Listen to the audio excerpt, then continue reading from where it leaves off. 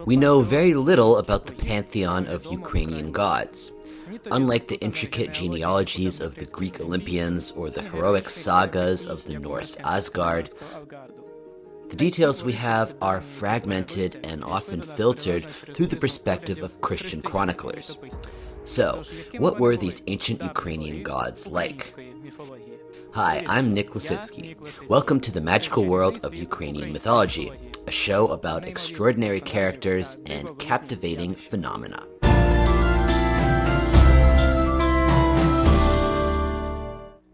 In previous seasons, we delved into the thunder god Perun and the god of abundance Veles. If you missed those episodes, you can find the links in the description of this video.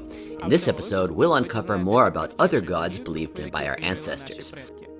Most of them are part of the pantheon established by Prince Volodymyr, starting with the aforementioned Perun.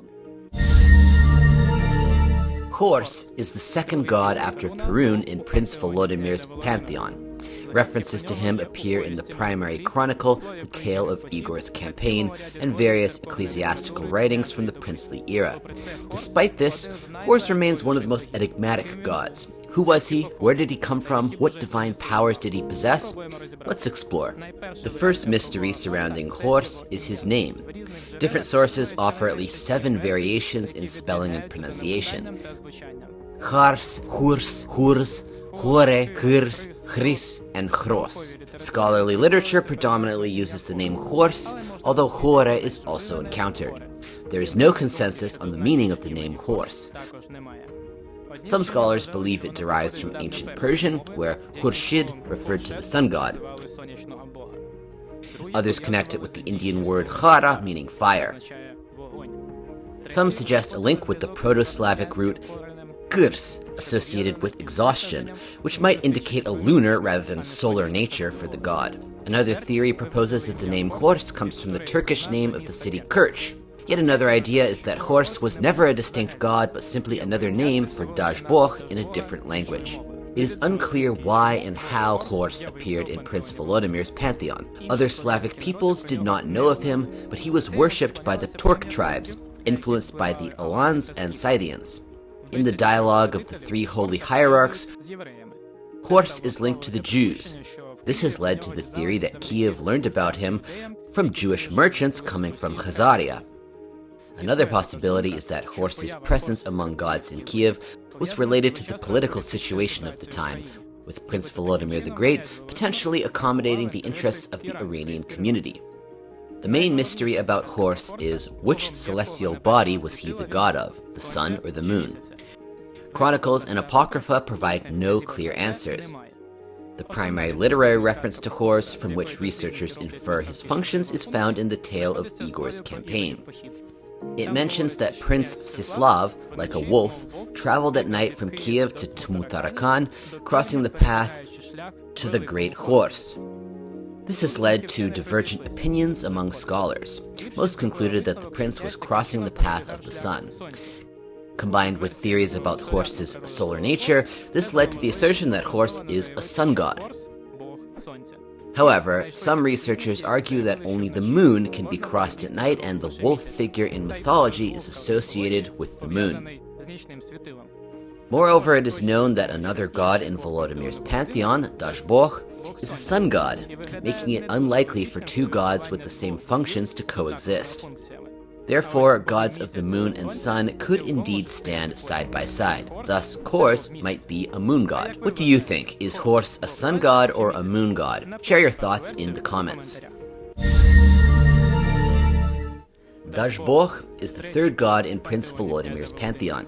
He is a god of the sun, bestower of abundance, harvest, and wealth, and a progenitor and protector of the Ukrainian people. Dazhbog is often compared to the Greek sun god Helios and is believed to be the son of Svarog. This association is mentioned in the primary chronicle, which states, "The sun is the king, the son of Svarog, also known as Dazhbog." However, this is the only direct evidence linking these 2 deities, so their familial relationship remains speculative. It's possible that Dazhbog was not a separate mythical deity, but rather another name for the sun god Khors. Mikhailo Grushevsky proposed that Dazhbog might have been a secondary name for Khors. Chronicles often mention these two gods together, sometimes with the conjunction "and" between their names and sometimes without, creating a sort of combined deity, Dazhbog Khors. Alternatively, Khors might have been associated with the sun as a celestial body, while Dazhbog fulfilled social functions related to the sun as a life-giving force, providing harvests and prosperity.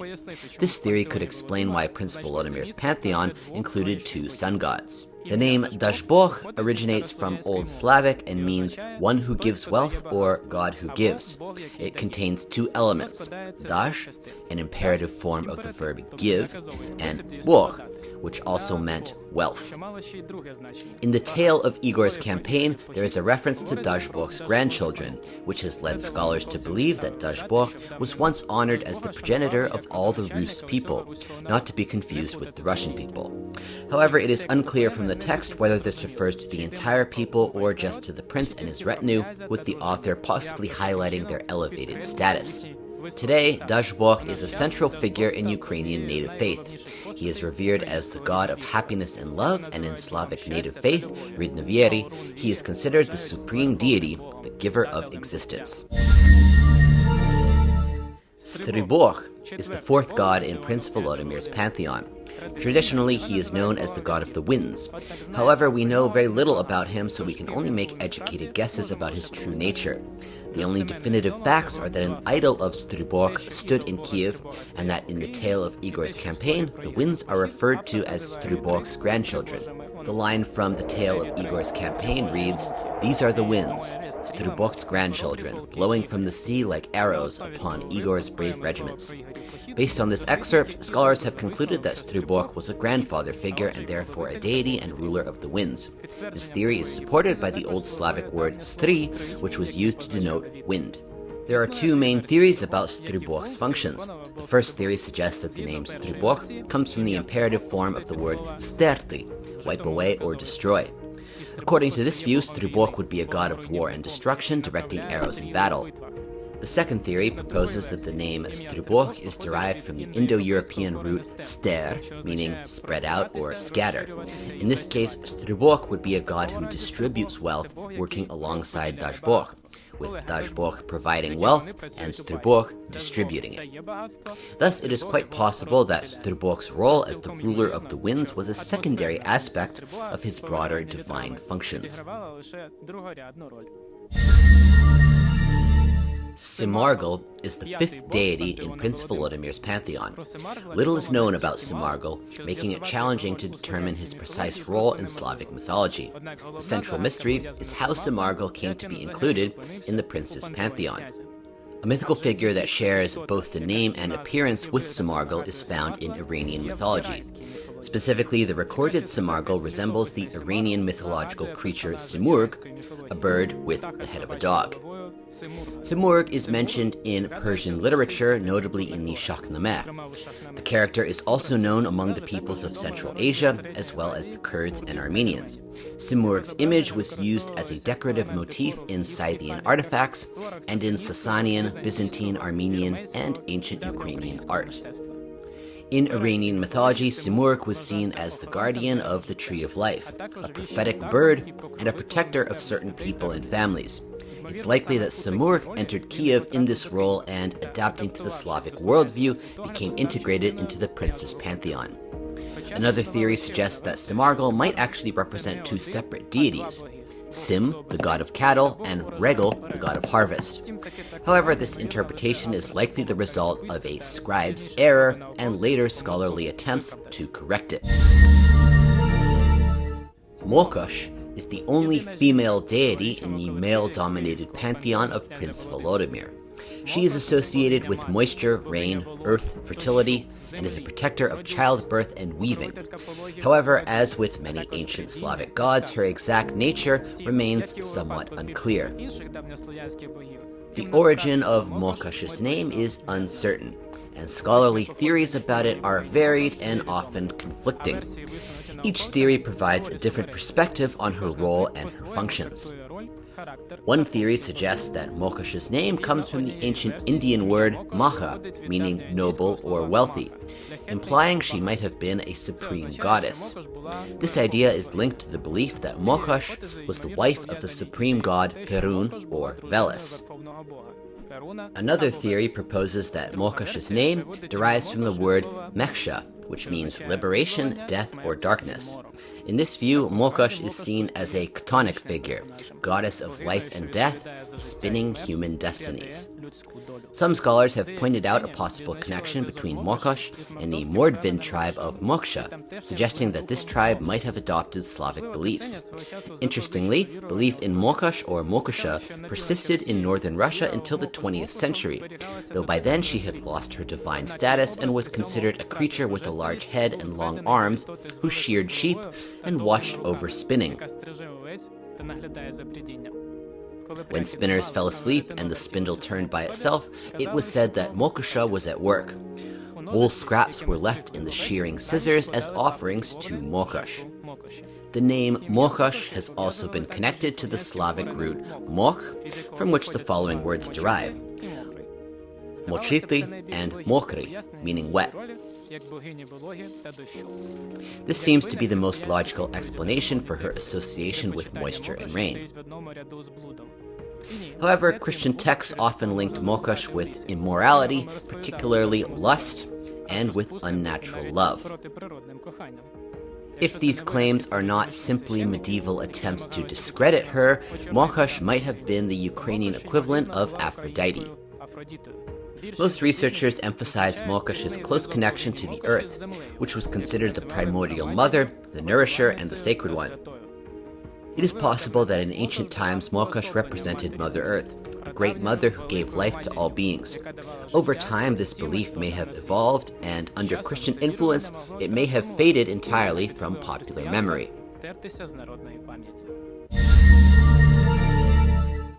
Svarog is the god of sky and fire, the father of the sun, protector of blacksmithing and blacksmiths, and in modern Slavic native faith, or Ridneviri, he is considered the creator of the universe, earth, and humanity, as well as the guardian of marriage and family happiness. Despite numerous mentions in chronicles, Svarog, like the well-known Slavic god Veles, was not part of Prince Volodymyr's pantheon. While the idol of Veles was situated in Podil, it appears that Svarog did not get his own dedicated shrine in Kiev. Some scholars suggest that Svarog's absence from the Kiev pantheon might be because he was not considered a major deity of Rus and was worshipped only in the north. One radical hypothesis even proposes that Svarog was not a god at all, but rather a spirit of fire or a sacred fire. However, this theory does not explain why the ancient text referred to the spirit of fire as the father of the sun. The primary chronicle states that Dazhbog, the sun god, was the son of Svarog. Additionally, in the commentary portion of John Malalas's chronicles, Svarog is equated with the ancient Greek god Hephaestus, who was associated with fire and blacksmithing. Scholars have also noted that the name Svarog may be related to the Indian words Svar or Svarga, meaning heaven or celestial. Based on these facts, Svarog is seen as a god of the sky and creator of the sun. This may have led Mikhail Hrushevsky to propose that Svarog was a primordial deity, one who embodies the creative force of the universe. In West Slavic tradition, Svarog, or Svarozhich, was honored as a god of war. The 11th century chronicler Theitmar of Merseburg described a cultic city called Redgast, where the main deity among the idols was Svarozhich. Local tribes would seek his blessing before going to war, and offer thanks and gifts upon returning from a successful campaign. In modern Ukraine, fire has always been treated with reverence and a certain degree of fear. In Policia, it was said, "We respect fire as we do God, for it can burn." Some scholars have linked Svarog's name to the word Svarka, explaining it as quarrelsome fire. Thus, Svarog, Svarozhich might have personified both atmospheric and earthly fire, capable of destruction and also punishment. Our understanding of the ancient gods worshipped in Rus comes from mentions in the primary chronicle and other works written by chroniclers after the adoption of Christianity. In other words, we know only what these chroniclers chose to preserve for future generations. It is possible that there were actually more gods in the Kiev pantheon, or perhaps they did not exist at all. Polish historian Henryk Lowmański suggested that the chronicle originally mentioned only Perun, and that Khors, Dazhbog, Stribog, Simargl, and Mokosh were later additions by Nikon Pechersky, who envisioned Volodymyr as a polytheistic pagan. This theory might explain the inclusion of gods of Iranian origin in the pantheon, as Nikon lived for a long time in the Tmutarakan Principality, present-day Kuban, where there was a significant influence of Eastern cultures. So make sure to hit the notification bell to stay updated on new episodes and share our project with your friends and family. Let's spread the word about Ukrainian mythology together. The third season of The Magical World of Ukrainian Mythology was made possible with the support of the Ukrainian Cultural Foundation through the Stipend grant program.